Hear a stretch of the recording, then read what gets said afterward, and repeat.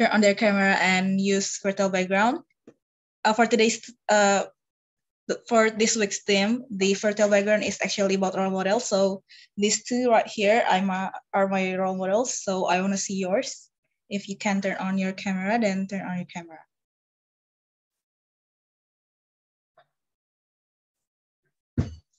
Okay, so allow me to share my screen first.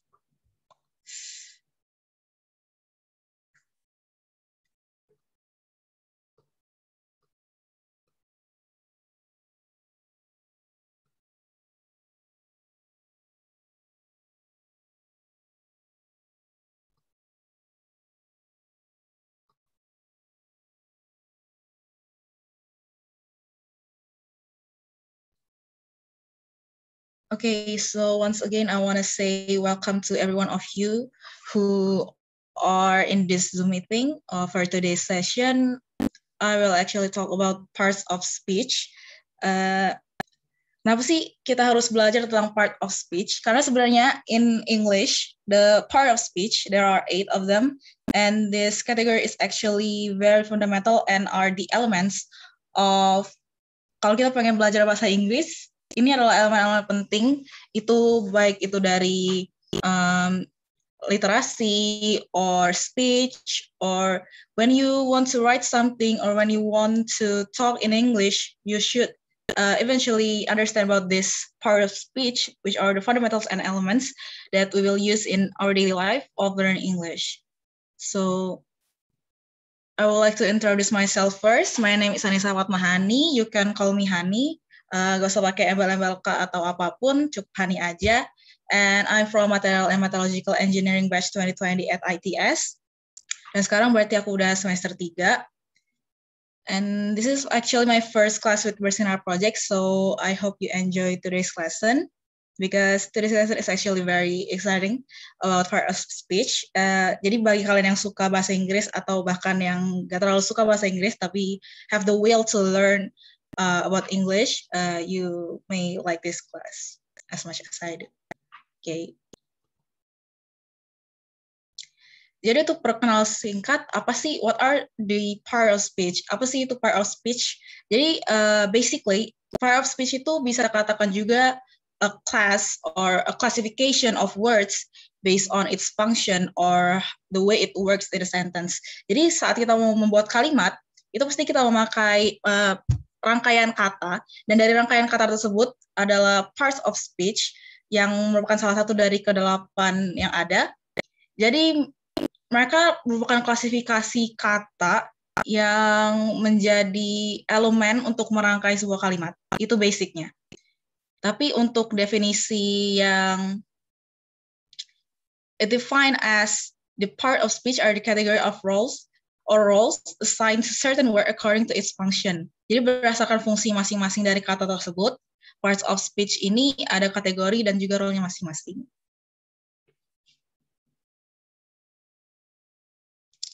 So for today's lesson, these are the outlines I want to emphasize or talk about. Ini adalah 8 yang mungkin kalian familiar with, some of them, or even some of them are not familiar to you, or you guys haven't heard it.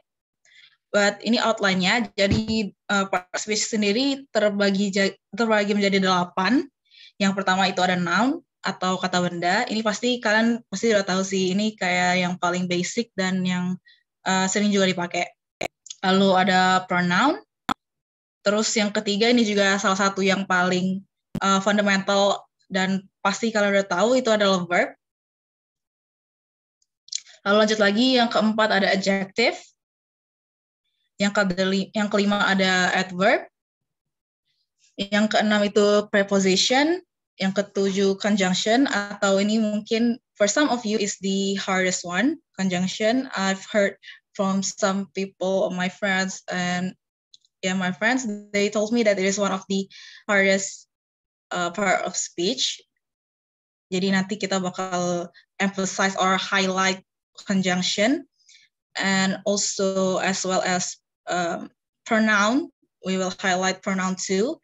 These two are actually, these 3 with adverb. These 3 are the ones I want to emphasize for today's session, because it is actually not as simple as the other 5.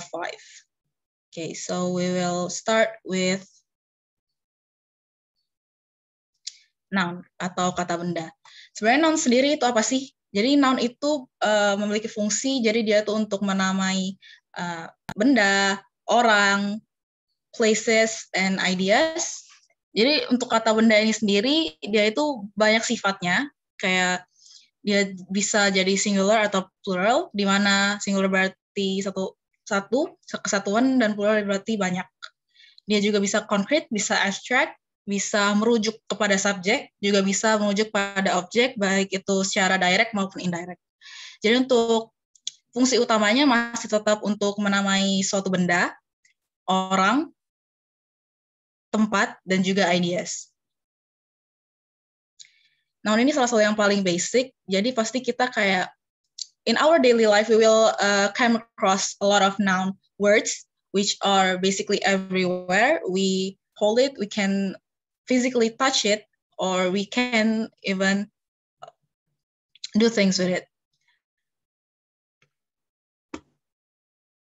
So next, we will talk about types of noun.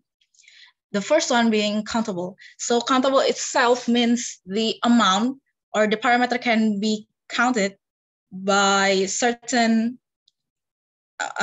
parameter. So misalnya kalau countable berarti kita bisa menghitung secara angka itu konkretnya ada, dan juga bisa kita lihat gitu.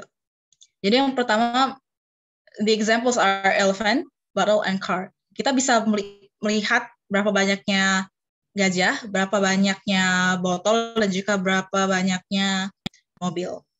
So these countable things can be seen the amount of them. Jadi kita bisa lihat amount of countable things, di mana countable things ini salah satu yang paling sering kita gunakan in our daily life to form a sentence or form other words related to this.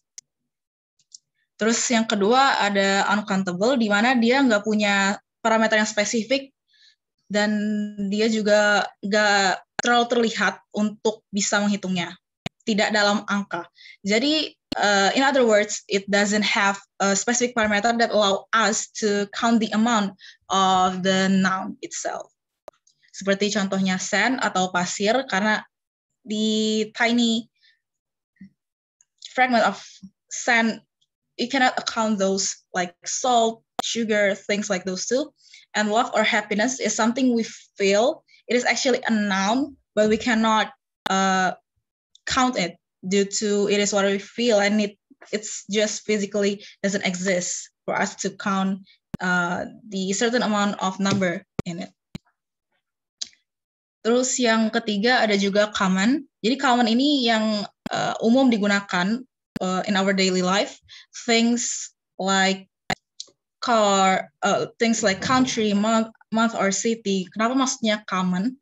Karena these have a certain time, also certain place, or certain country. But it's not specific enough to be called a proper noun. So it is called common noun. Terus yang keempat adalah turunannya lagi dari common noun itu sendiri, yaitu adalah proper noun, di mana dia lebih spesifik dari yang common tadi. Misalnya country as in Singapore, or month as in March, and city as in Surabaya.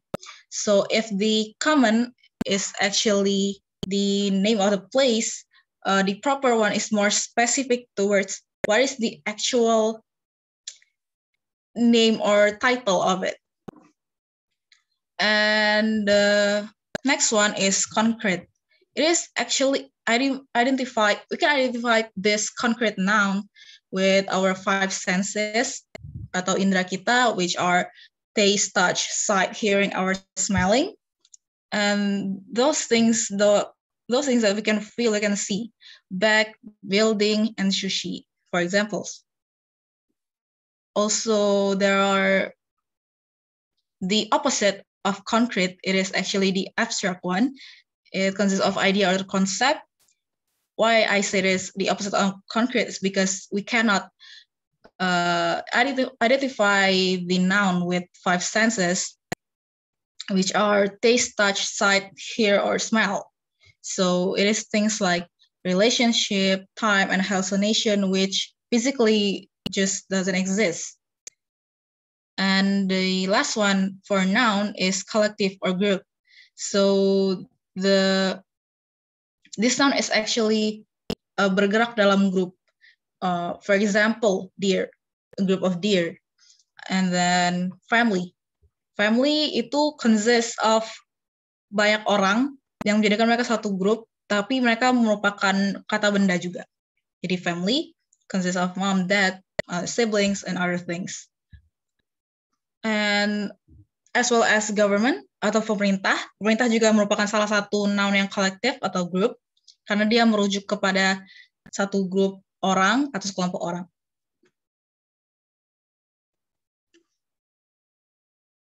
Terus kita bakal lanjut ke pronoun. Ini salah satu yang aku highlight hari ini. Pronoun sendiri itu define as kata ganti yang fungsinya itu untuk replace noun. Kenapa replace noun? Karena noun itu bisa digantikan. Selain itu juga avoid reps in the use of noun. Reps itu apa sih? Repetition atau pengulangan. Jadi mudahnya repetition itu adalah pengulangan yang jika kita gunakan di kalimat atau sentence, and if it's written in literacy, it will look awful. So we use pronoun to replace it or to avoid the repetition itself.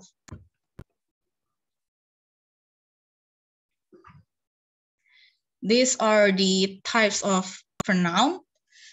And the first one is personal. The personal one is actually the substitute of someone's name or the subject. Jadi misalnya aku as a person, Hani, I am a she, and the she in here is the personal pronoun or the substitute of my own name, gitu. Terus ada we, and he, and I. So yeah, basically it is the pengganti untuk nama atau subject secara general. Lalu yang kedua ada demonstrative. It expresses the position of the noun. The position of the noun, whether it is far or whether it is near you. This, that, those, this, things like that.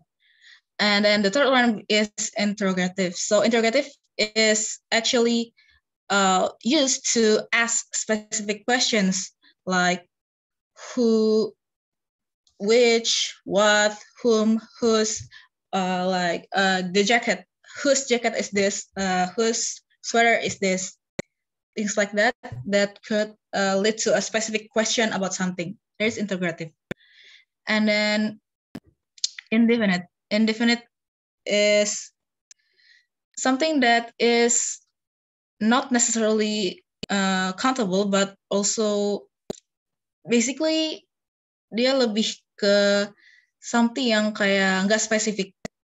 Yes, so nothing, someone, anywhere, everybody itu kan something yang nggak spesifik untuk kita identify gitu. And then next one is possessive. It is actually express belongings to someone, mine, yours, hers, his, lebih ke belonging atau kepunyaan. Terus ada reciprocal, yaitu di saat dua kata atau dua subjek itu melakukan hal yang sama. So when two subjects act the same way towards each other, it is can be identified as reciprocal. Yang itu adalah each other, one another, etc. Terus lanjut lagi ada relative. Relative ini sendiri itu sebenarnya mirip banget sama interrogative, but with different function. Jadi examples-nya itu bisa sama, persis sama kayak interrogative, but the role of it is actually the opposite, where it is to connect two sentences. So misalnya, the singer who won Artist of the Year this year. Jadi di saat interrogative itu berupa sebuah pertanyaan, si relative ini berupa sebuah pernyataan. Terus selanjutnya ada juga reflexive. Jadi reflexive ini seperti kata-katanya reflecting.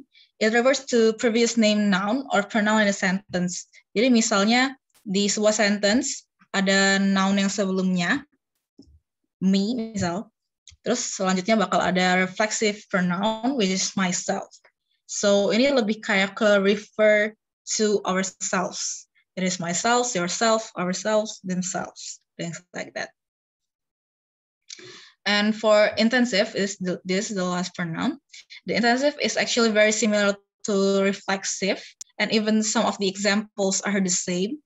But however, it adds emphasis to the subject.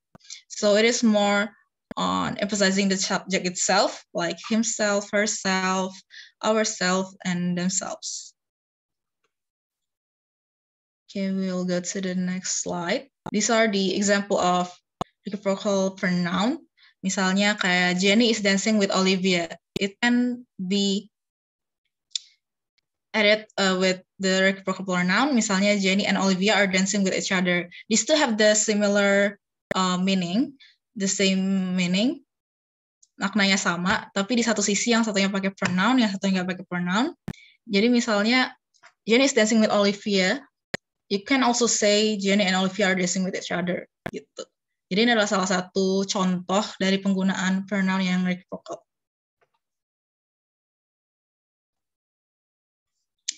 So I have a mini quiz. If you want to answer, just langsung hidupin audio kalian aja. Misalnya ada yang mau answer. Ini who vs whom. Di antara dua sentence ini yang mana yang benar atau yang mana yang dipakai secara benar.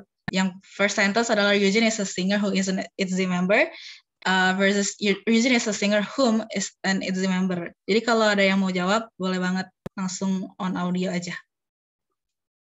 Yang mana yang benar, yang mana yang salah. Gitu. Is there anyone who wants to share their answer?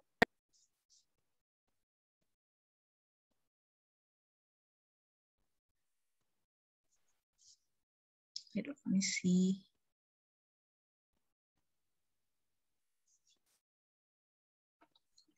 Yang pakai who, Kak. Okay, that's right. Exactly. Yang pakai who. So we will discuss about what is the difference between these two.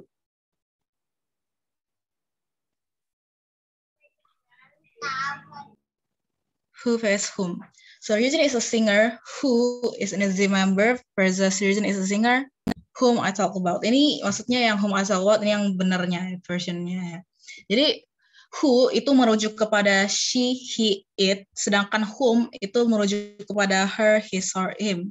Jadi di saat who merujuk kepada subjeknya, whom itu merujuk kepada kepunyaan atau belongings yang dipunyai oleh si subjek. Jadi yang benar adalah Eugene is a singer who is an ITZY member.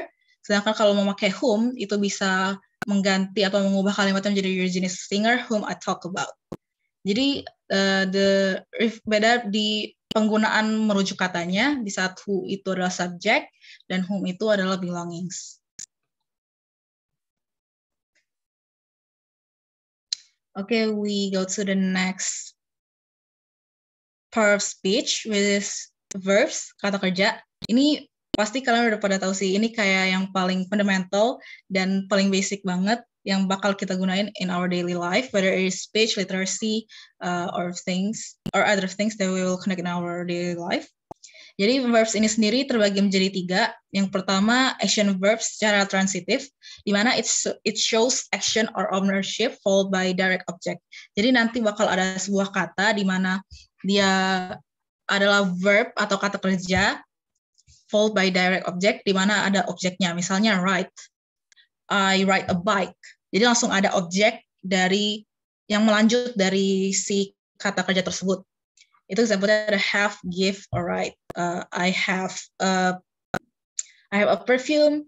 I have a bottle. I give someone a gift. I give you a toner, or things like that. Yang kedua ada action verb yang intransitif. Ini kebalikan dari transitive, di mana dia shows action but not followed by direct object. Jadi misal dia tuh nggak perlu diikutin sama objek setelah kata kerjanya untuk dia membuat suatu kalimat. Misalnya, she has arrived, or the sun has rise, or things like that are the verbs that doesn't need a direct object to follow it to create or form a sentence. And then the next one is linking verb. It is the bridge of subject and its description. Jadi dia menghubungkan antara subjek dan juga keterangannya. Misalnya be, taste, or remain. Mini quiz to identify which is the transitive, intransitive, and which is the linking verb. Maybe ada yang mau coba langsung di antara tiga ini, yang mana yang verbnya transitif atau diikuti oleh objek, intransitif tidak diikuti oleh objek, dan juga satunya lagi ada linking verb, di mana dia adalah bridging antara subjek dan juga description-nya. Mungkin ada yang mau coba? Langsung on mic aja.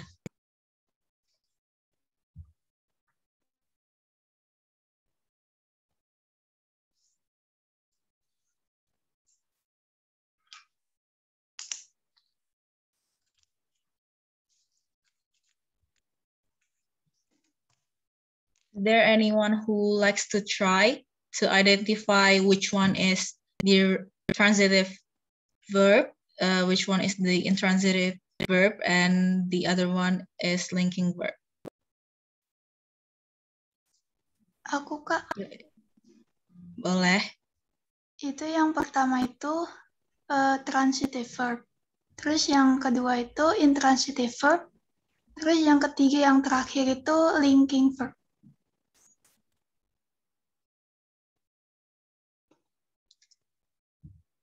Oke.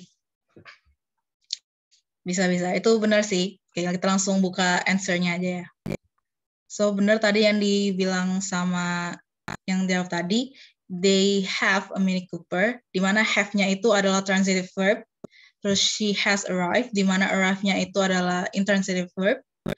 Dan Ken's coffee remains the same when he came back, di mana remains-nya itu adalah sebagai bridging di antara subject dan juga description-nya, yang berarti itu adalah linking verb. Berarti benar banget yang dibilang sama temennya tadi, yaitu yang pertama adalah transitive verb, yang kedua intransitive verb, dan yang ketiga adalah linking verb.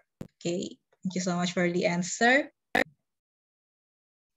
Lalu kita bisa lanjut ke adjective atau kata sifat. Kata sifat itu mendeskripsikan atau memodify noun or pronoun that you can put before noun or pronoun. Jadi dia bisa sebagai hal yang deskriptif, tapi juga bisa memodify noun or pronoun tersebut. Terus kata sifat juga put after linking verb in which is connected to sense. Kenapa maksudnya begini? Karena dia sebagai linking verb which is connected to sense. Sense ini artinya di mana ini adalah frasa atau bisa dibilang sesuatu yang bisa kita rasakan. Example, fat, thick, pretty, seem, and taste. Di mana fat and thick ini adalah fat, thick, or pretty itu bisa dikatakan adjektif yang bisa kita lihat, dan kalau taste itu kan nggak bisa kita lihat tapi bisa kita rasakan. Inilah kenapa maksudnya dari which is connected to sense atau dari 5 senses tadi yang sight, smell, touch, hearing, taste, and those 5. Jadi adjektif itu berkaitan sama 5 senses yang kita punya.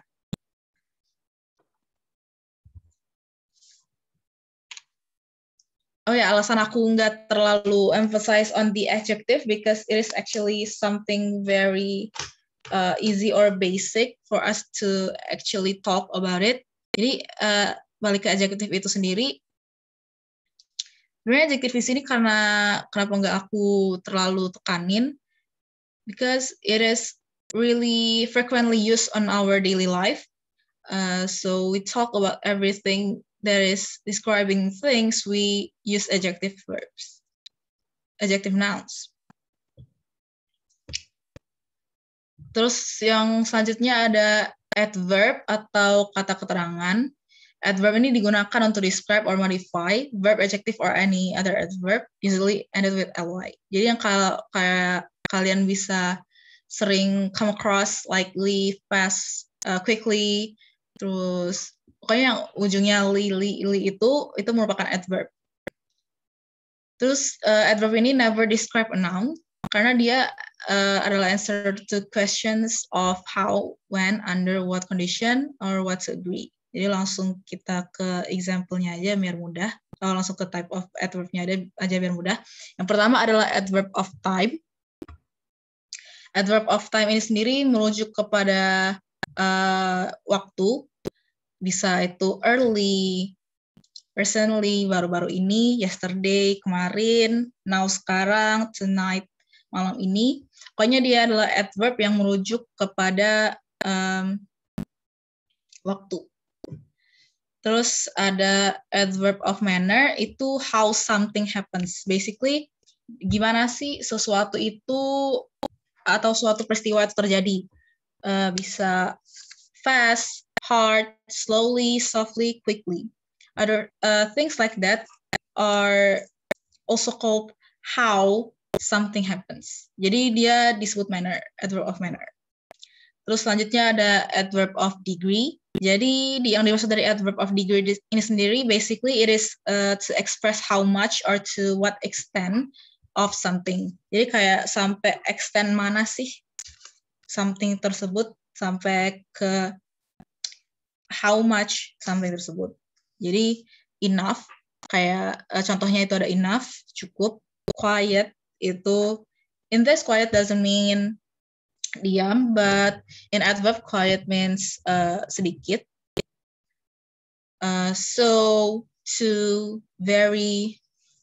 So kayak yang to itu bukan juga, tapi to di sini berarti too much or to yang merujuk kepada amount, itu balik lagi ke amount itu sendiri. Terus selanjutnya ada adverb of morality, di mana ini menyatakan tingkat keyakinan. Jadi keyakinan kita terhadap sesuatu, kayak likely, maybe, perhaps, possibly, unlikely. Kalau likely itu kan the opposite of unlikely, di mana likely itu berarti kayaknya sih gitu. Kalau unlikely kayaknya sih enggak gitu. Terus maybe, mungkin, perhaps juga. Perhaps, maybe, and possibly ini tiga-tiganya can be similar and can be used with the same sentence due to its similarity. Terus selanjutnya ada adverb of frequency, di mana artinya how often an action happen. Jadi seberapa seringnya sebuah peristiwa terjadi. Misalnya kayak always, barely, daily, often, sometimes. Ini lebih merujuk ke waktu, di mana terhadap keseringan. Jadi kayak always, selamanya, barely, gak lumayan, gak terlalu gitu. Daily, every day, often sering, sometimes juga kadang-kadang gitu.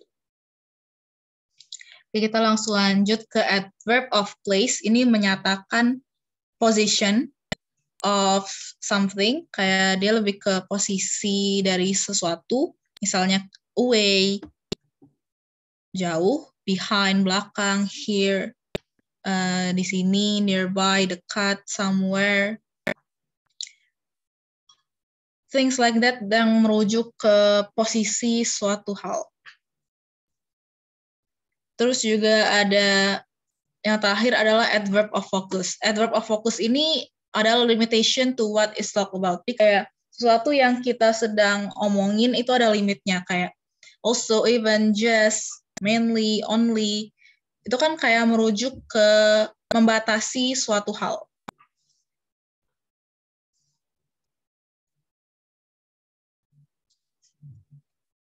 Okay, these are the examples of two types of adverb which I found used frequently and is not quite easy to understand. The first one is the degree. That ruler is long enough for this experiment. So enough in here artinya dia tuh belum cukup panjang. Jadi si mistar ini belum cukup panjang untuk digunakan di dalam sebuah praktikum. And enough in here is the kind of degree adverb we use to describe the object. And the second one is modality. She will likely come to the party. Jadi likely ini merujuk sebagai the extent or express how much or to what extent, meyakinkan nggak sih keyakinan dia terhadap sesuatu. Kayak she will likely come to the party. Kayaknya dia bakal datang ke party ini deh. Jadi kayak di satu sisi dia yakin, tapi to what extent gitu. Oke, mungkin sebelumnya sampai sini ada yang mau nanya dulu nggak? Atau kita bisa lanjut?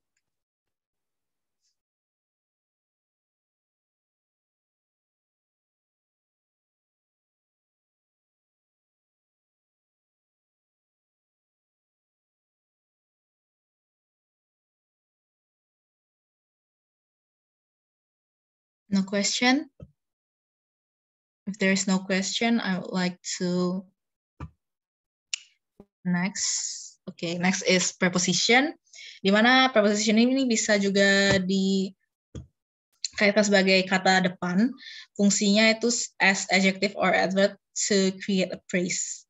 Jadi frasa itu sendiri adalah gabungan dari beberapa kata yang act together as a grammatical unit dan juga bisa menggabungkan dua kalimat into one sentence yang punya satu makna.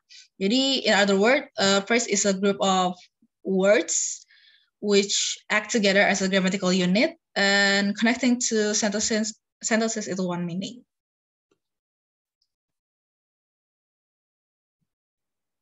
Biar lebih mudah pahamnya, mungkin ini adalah types of preposition, di mana yang pertama ada preposition of time.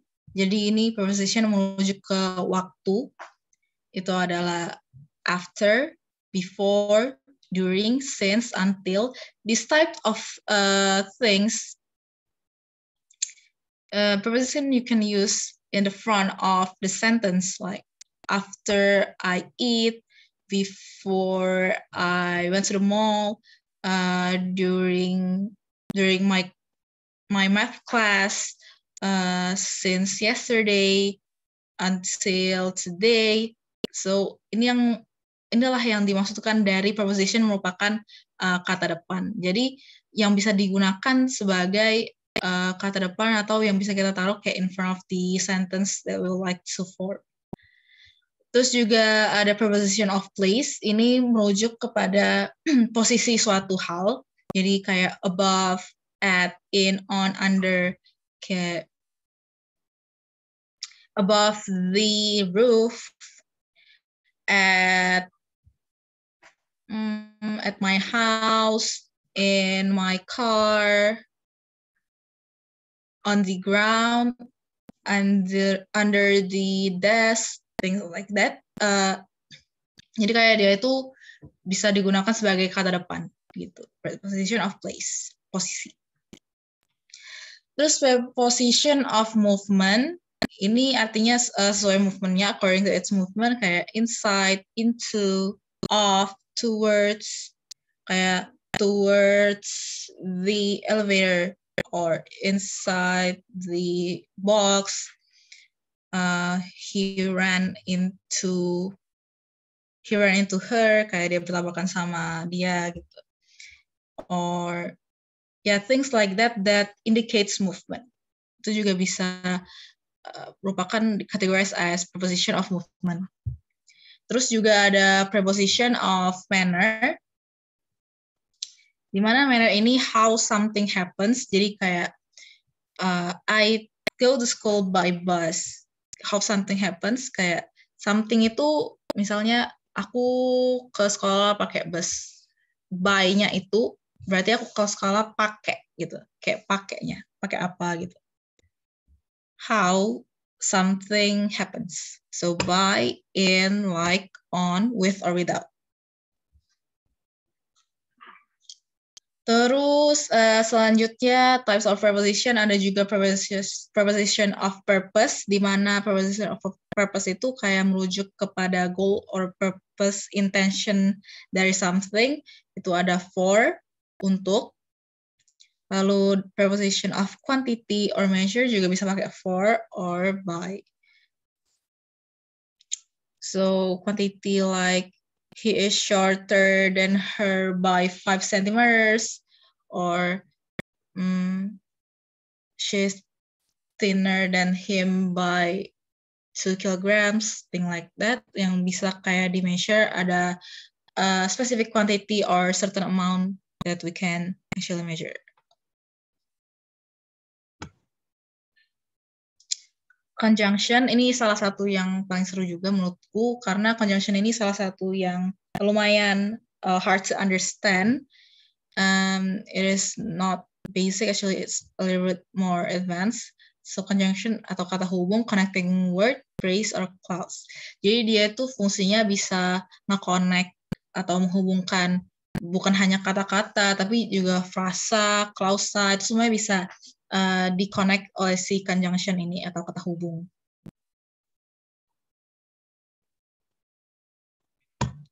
Okay, types of conjunction. Yang pertama adalah coordinate conjunction, itu connect to grammatically similar, and, but, nor, or, yet. Jadi kenapa maksudnya grammatically similar, kayak you and me, rabbit and cats, terus kata hubung seperti I wanna go to school by bus and he wanna go to school by taxi. Things like that yang grammatically itu similar. Two sentences yang grammatically similar gitu. Bisa dihubungkan pakai and. Atau in the use of but, misalnya kayak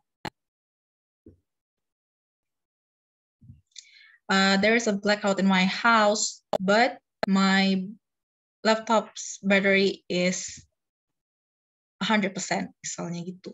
Jadi menghubungkan antara dua kalimat yang grammatically similar, ada subjeknya, ada objeknya, ada keterangannya juga.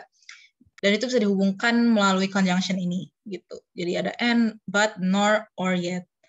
Jadi bedanya nor sama or ini sendiri, kalau or itu adalah atau, nor itu bisa juga berarti neither. Dimana nor ini not either, atau kayak bukan keduanya, gitu. Terus selanjutnya ada correlative conjunction, dia use as pairs. Kenapa use as pairs? Misalnya kayak dua kata, dua conjunction yang di dalam satu kalimat itu tuh dipakainya barengan. Kayak between and between paper and pen misalnya. Terus kayak either but or oil. Terus from Palembang to Surabaya. Rather we're a singer than an artist gitu. Terus if Honey is a girl, then she is not a boy gitu. Oke, itu yang kayak simple-simpelnya aja sih contoh-contohnya. Jadi balik lagi ke correlative conjunction, itu use as pairs, di mana di dalam suatu kalimat gabungan dia itu dipakainya bersamaan. Bisa ada yang di awal, ada yang di tengah, atau ada yang di awal, ada yang di akhir gitu. Terus selanjutnya ada, aku mau nanya dulu deh, sudah sampai sini ada yang mau ditanyain dulu nggak? Karena kalau kayak mau nanya atau kayak mau interruption, itu boleh banget langsung tanya aja kayak, ini maksudnya gimana nih, maksudnya gimana, itu boleh banget. Aku lagi jelasin gini juga nggak apa-apa. Aku mau nanya Kak, Ah. contoh penggunaan yet itu gimana ya Kak? So for yet, the type of conjunction atau connect to grammatically similar sentences, buat yang yet itu misalnya, wait, let me see.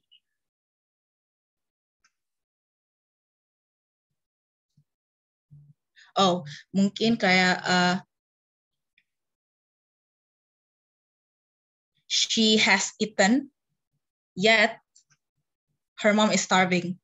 Kayak dia koneksi dua kalimat yang berhubungan. Jadi she has eaten, yet her mom is starving. Kayak dia udah makan duluan, tapi mamanya itu belum. Gitu. Jadi yet in here describe the kata hubung untuk kedua unit grammatic, gitu. Grammatically unit. Itu. Apakah paham?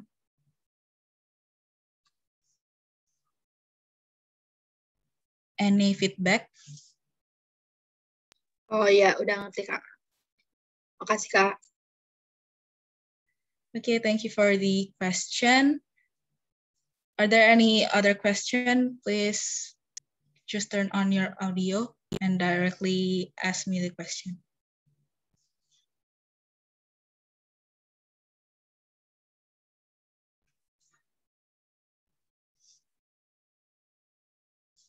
I'll wait for 1 minute until 16:19. Oh, wait, 16:20. If there are no other question, I will lanjut. Are there any other question? You can directly ask me. Or even questions from previous slides are okay too.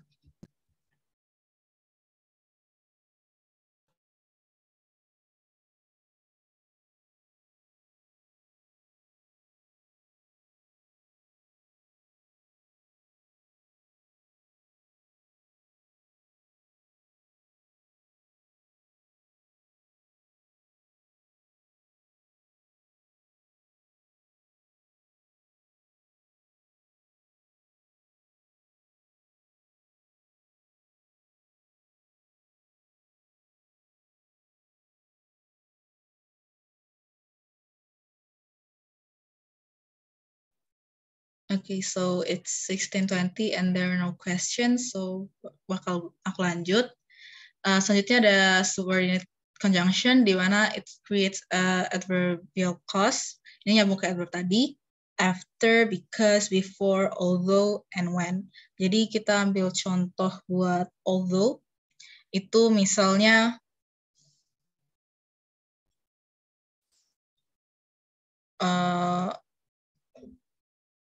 she is not healthy although she goes to the gym, things like that. Itu bisa juga dipakai. Although it means walaupun, terus ada after, because, before, and when. When I went to the gym, she's not there, things like that. Itu juga bisa. Terus selanjutnya ada conjunctive adverb di mana it connects to independent clause in order. Kayak menghubungkan dua independent clause berdasarkan ordernya. Berdasarkan yes, order. At last, besides, however, hence, and then. Okay. Another mini quiz. Ini adalah for versus for. So there are two types of for yang dimana artinya itu beda. Mungkin ada yang mau jelasin di perbedaannya di mana? Kayak perbedaan penggunaannya di mana, ada yang mau jelasin? Boleh langsung on mic aja. I'll wait until 16:23.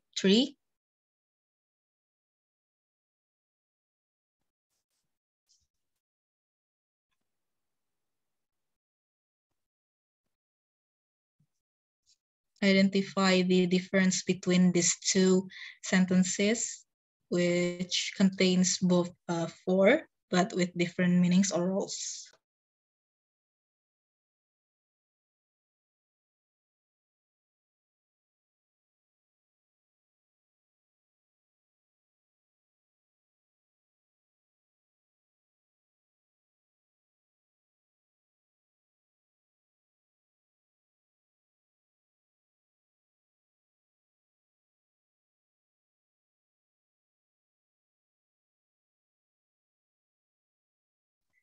Anyone wants to answer?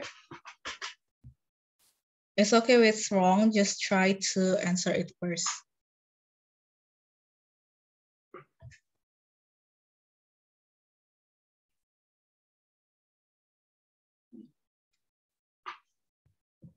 For this one, who can answer it? Bakal aku kasih OVO deh. Kak, yang atas itu buat alasan bukan, Kak? Go on. Langsung jelasin aja. Kayak I came here for my grandma tuh karena ada alasannya gitu buat susah jelasin. Kayak karena gitu, bukan ya? Just go on. Kalau menurut aku yang atas itu ada alasan gitu loh for-nya. Okay. The second one? Kalau yang kedua masih bingung nggak? Okay. Anyone who likes to try? Another person who would like to try? Come on, jangan lewatin OVO-nya. This is actually pretty simple, but emang kind of tricky. I'll wait until 16:25 for someone to answer with their own answer ya.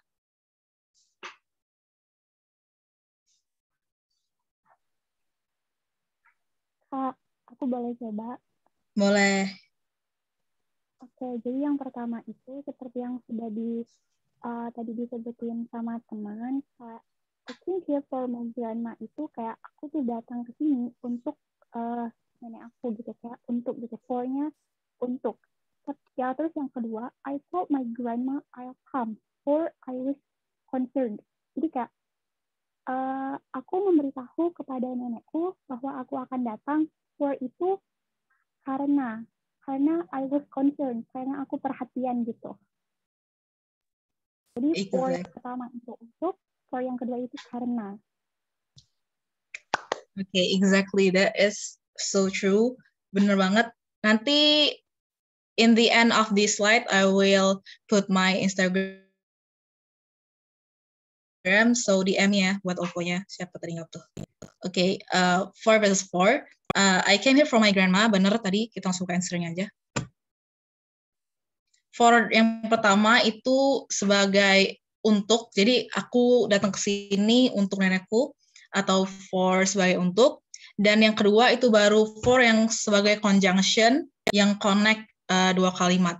Tapi for di sebagai conjunction ini berarti karena. Benar banget yang diomongin sama teman yang tadi. I told my grandma I'll come, for I was concerned. Aku bilang ke nenekku aku bakal datang karena aku khawatir gitu. Okay, next. This is the last part of speech, actually, interjection. Functionnya sebagai kata seru to express emotion. This is the easiest one. Examples of interjection, kayak, oh, look at me, oops, wow, oh no, hey, watch out. Kayaknya ini kayak gak usah kita bahas further, because this is so simple, dan lebih kayak merujuk ke expressing emotions gitu. Okay, thank you so much. For further questions, find me on Instagram, Anissa Etehani. Itu tadi yang jawab yang 4 versus 4, boleh hit me up on DM for the prize. Terus sekarang sesi Q&A, boleh banget yang mau nanya tentang materi-materi yang udah jelasin tadi, boleh banget langsung tanya aja, langsung on mic.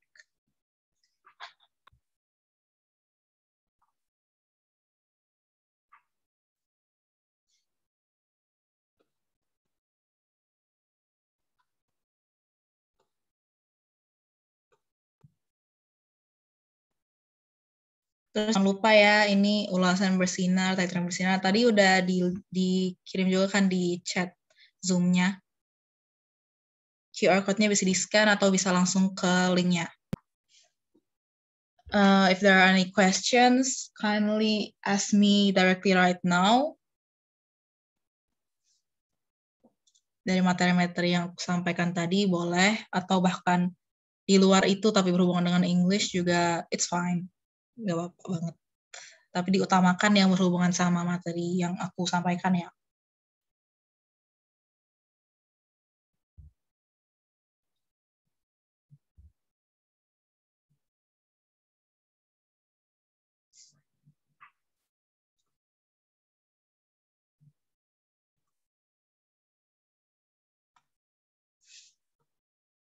Yuk, any questions so far?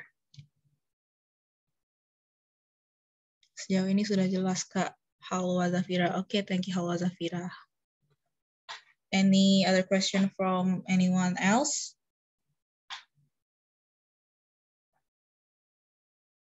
Especially if you want to ask the tricky ones like for versus for, who versus whom, itu boleh banget kalau mau dibahas lagi. Tuh. I'll wait until 16:30 for someone to turn on their mic and ask me questions.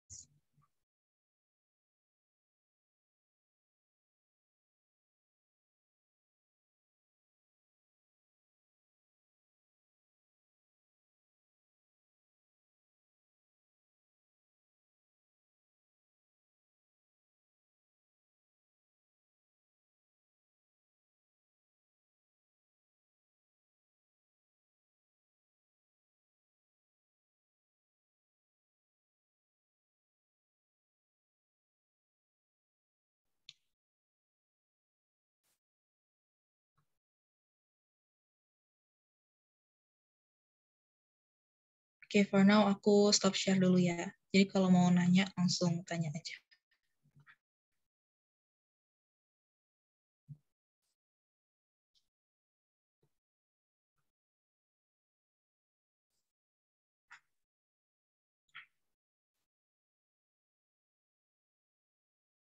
Once again, I would like to ask, are there any questions regarding the part of speech or any other question related to English, which I can and hope that I can possibly also answer it?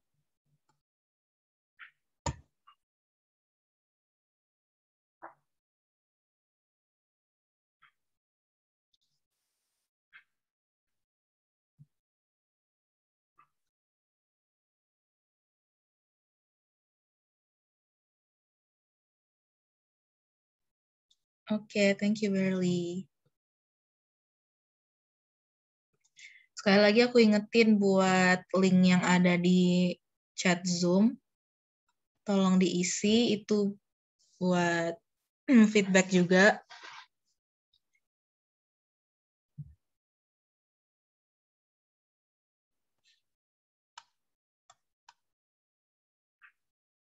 Itu ya yang di-share dari Sinar Project, linknya boleh banget.